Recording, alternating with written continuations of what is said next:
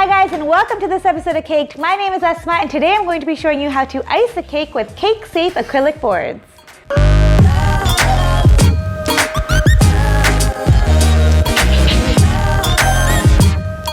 Today I'm going to be showing you how to use cake acrylic boards to ice your cake. I love these. These are amazing. These are the 6-inch ones.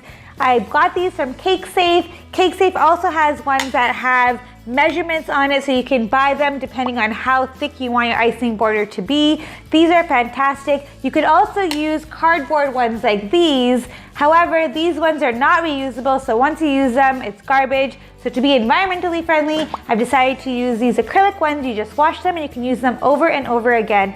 They really help you get smooth edges, and your cake will be much more straighter and neater when you use these. I am not the best at having straight edges without the board, so I find these very, very helpful. So today I'll show you how to use these. So you want to have the exact same measurement as the cake that you're making. So I'm using 6-inch ones today. Before you begin, you want to make sure that you have your tools and materials ready to go. I already have my 6-inch vanilla cake here ready and leveled. If you want to level your cakes the way that I have leveled my cakes, you can watch my video in the eye above or in the description below. What I also have to make this cake is my Swiss meringue buttercream, which works great because it comes out really, really smooth. You could also use Italian meringue, and ganache is one of my favorite things to use because you get really, really sharp edges. You could of course use regular American buttercream as well, just to make sure that it's really smooth and you work it in really well so that you get smooth edges. I have also put my buttercream in a piping bag with a circle tip, or you could just use a coupler. This is really important because you want to create a dam around your cake when you're filling your cake, especially if you have something inside your cake that's not just buttercream, like a jam or caramel or anything that could seep out the edges. You want to protect it from going outside and making a dam first. You also want to make sure that you have a turntable. Turntables are so helpful when you're making cakes because you can just move the table around instead of moving your arms around. It really, really helps and makes things much easier. I have this one that I got from Amazon, but you could also just get the $10 one from IKEA or a really cheap version, and it works just as well. The other things that I have are my offset spatula. So I have offset small one here so that my fingers don't touch the cake. You have a straight one, and I have a larger offset spatula. Next, I have my bench scrapers. Bench scrapers are super important when you're using cake boards because you need it to line up against the board and you're scraping along the edges. This one's really great. This one's also from CakeSafe, and it's really tall and it's actually clear, so you can actually see what you're doing to see if it's actually smooth on the other side. So I really love this. I got these two from Home Depot, which I actually really love because they're both the same, and I use these to measure to make sure that my boards are in the middle. So I use two at the same time, and they have handles, so they're really great to use. I also have my really large bench scraper. Again, I really don't know the name of these things. I should really look it up. But this is from Wilton, and this really helps if you're moving around bigger cakes and you want to put them on top of the cake one by one. This is a small cake, so I don't really need it, but it's really helpful if you have bigger cakes so you don't want your cake cracking on you. I also use my leveler for this because you want to make sure that your cakes are leveled before you go through with the end. And of course I have my two 6-inch acrylic boards to use, along with a 6-inch cardboard board to use underneath your cake. You do not want to forget this because once you take these off, you'll need to move your cake around and you'll need something under your cake. So this is a very important step that you do not want to forget. I also have a 6-inch cutout here of a circle. I just traced my acrylic board and cut it out into parchment paper so that you can easily take the board off afterwards. And then of course I have some non-stick mats here just so that my cake doesn't move around on the turntable. And the very first thing that you'll need is actually simple syrup. Simple syrup is just 1 part water, 1 part sugar, boiled. And as soon as it's boiled, you take it off the heat and let it cool completely and put it into a squeeze bottle. You could also brush it on. You could put it into a smaller squeeze bottle as well. Using this really depends on how long you're going to take to decorate your cake. If you are taking a long time to decorate your cake like I'm going to, then this really helps keep it fresh. It really helps keeps it moist, and it doesn't really add any more sweetness to your cake, so it's really good to use. I definitely recommend it. Okay, so the first thing we're going to do is simple syrup our cake. So you just shower it on all over your cakes.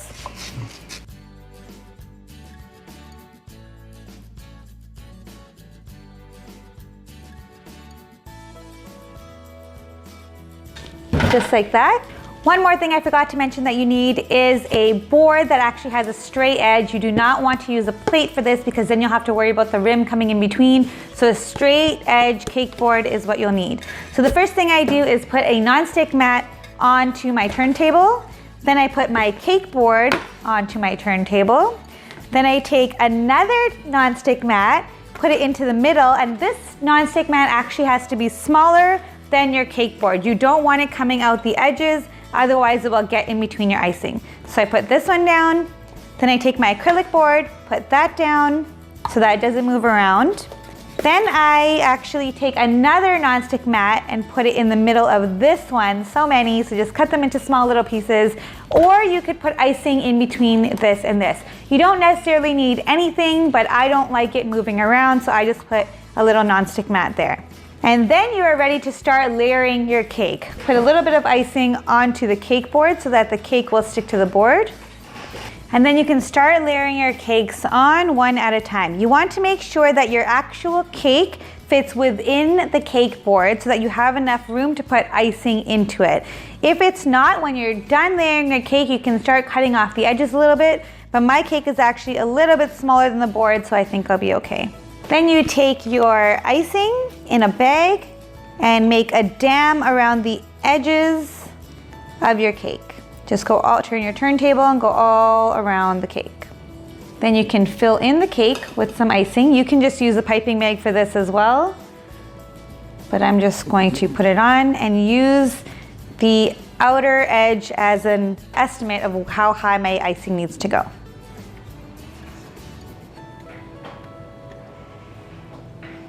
Then you put on your next layer, and you want to make sure that your next layer is as centered as possible. So look above, look on the sides. Just try to make it as even as you can. And then you just keep layering it up.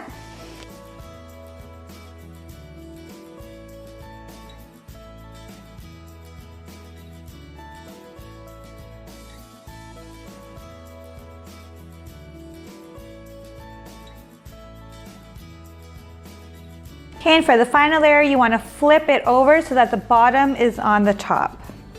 This one is a bit of a tall cake, so it really helps to have the cake boards there so that it will keep it straight. And then I just push it down to let all the air pockets out. Then at this point, I just take my leveler and I put it onto the cake just to make sure that my cake is level enough to make sure that that little bubble is in the middle so that it does not turn out lopsided. If it's doing that, then you can just squish out the icing a little bit until it's in the middle. At this point, what I'm going to do is just put the cake board on top just to see if I have to cut any edges off the cake to make sure that it fits within my boards. So I take my two bench scrapers, I line them right up against the cake, make sure that it's completely flat here on the floor, and make sure that the top is touching the edge of the board. The board's not actually stuck on at the moment. It's just to assess the amount of space that I have in between the board and the bench scraper to make sure that there's enough room to put icing there. And you just have to do that all along on every edge of the cake to make sure that there's no parts where the cake will show through. Now what you want to do, just like any other cake, is give this cake a crumb coat and then put it into the fridge for at least 30 minutes. A crumb coat is just a thin layer of icing that locks in all the crumbs so that you don't get icing onto the outside of your cake. Even though you're using cake boards, it's still really important to do a crumb coat so that you don't get crumbs all over the place, especially if your cake is not getting any fondant. You want to be a little careful here because your cake is not yet chilled, so you don't want it to be moving around. Don't be too harsh with it. You could put this in the fridge to chill for a little bit so that the icing sets up, but I find that when I put it into the fridge without putting a layer of icing on it, then it starts to dry out the cake a little bit faster. So I like to do just a thin layer of icing very quickly and then put it into the fridge to chill.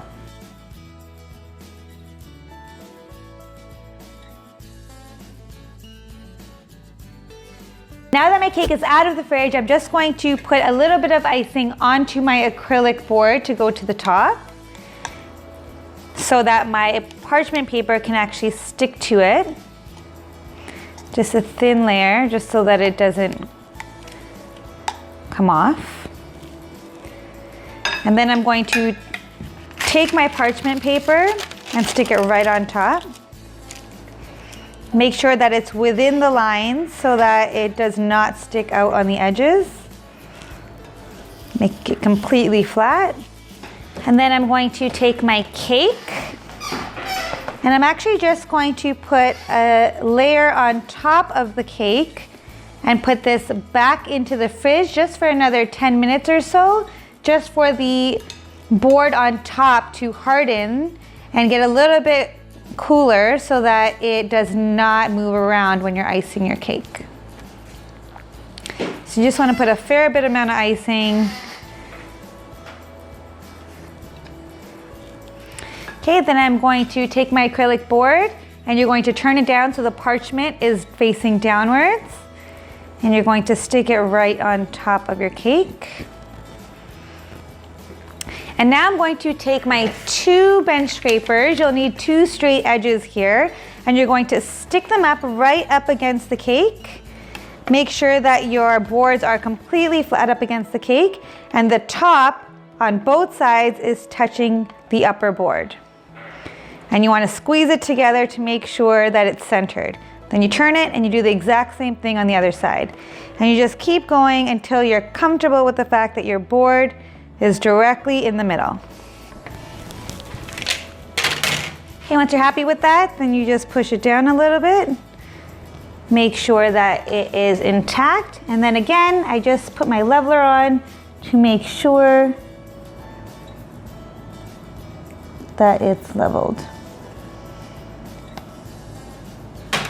Okay, now I'm going to put this back in the fridge for about 10 minutes for it to cool. Now my cake is out of the fridge and we can begin to ice the sides of the cake. So you just want to put a generous amount of icing. It doesn't really have to be neat because all of the excess will be taken off anyway. So go beyond the board.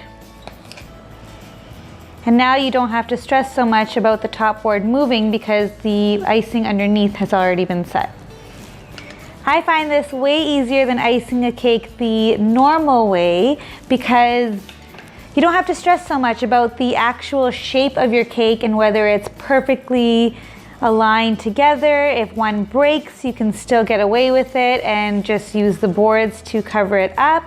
Plus you get super straight edges with this, and it happens so much faster. I find that when I don't use the boards, I take so long to ice the cake because I just get into perfectionist mode and have to make it all straight. This way it's straight right from the get-go, so it's so much easier. I really love using these boards. You should give it a try.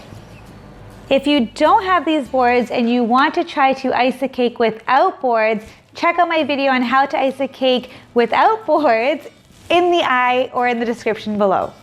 Then you take your bench scraper, put it on the side, leaning up against both boards, the top and the bottom. Put it at a 45-degree angle and just sweep along the boards. And turn their turntable with you. Now you'll see some holes in your cake or some bubbles, and that's basically what the first round is for, so you can go in and see where you're lacking icing and fill those in.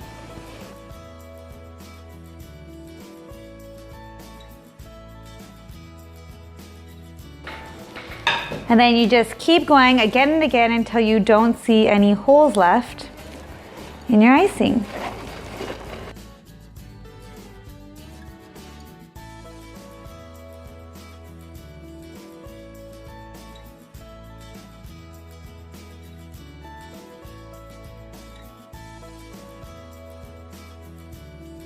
And that's it for the sides. I'm going to put this cake back into the fridge for another half an hour before we take off the top board. This process obviously takes a little bit longer because you have to keep putting it back into the fridge, but it turns out way better and it's much faster when you're actually icing, and it's less frustrating for me. Now that my cake is out of the fridge, I'm going to remove this top board, and I'm going to do that by taking my offset spatula and putting it into some hot water just so that it heats up the knife a little bit. And then I'm going to wipe off the hot water.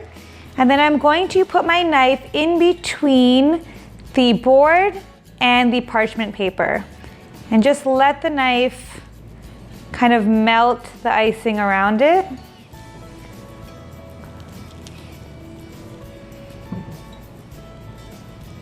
Just hold it right up against the board.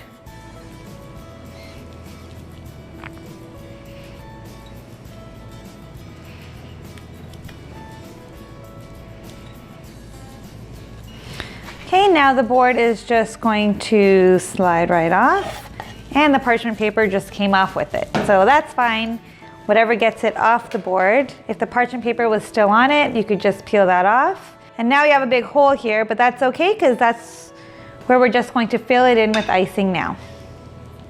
And you can use this rim at the side to gauge how high your icing needs to be.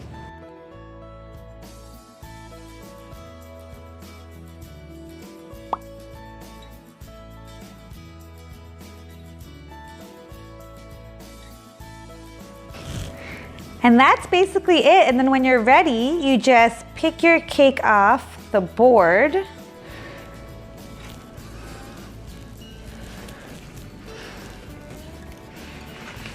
You can lift it right off of this and put it right back on. And there you go. Thank you so much for watching, guys. If you like this tutorial, please give it a thumbs up. And if you want to see more tutorials like this, please let me know in the comments below what you'd like to learn. Today I use these cake safe boards, and if you want to know where to get these, I will leave the link in the description below, and I probably even have a coupon, so check that out. Thanks so much for watching. Don't forget to check out my playlist on other cake decorating basics tutorials right over here, and please subscribe to this channel right down there. Thanks for watching, guys, and take care. Bye.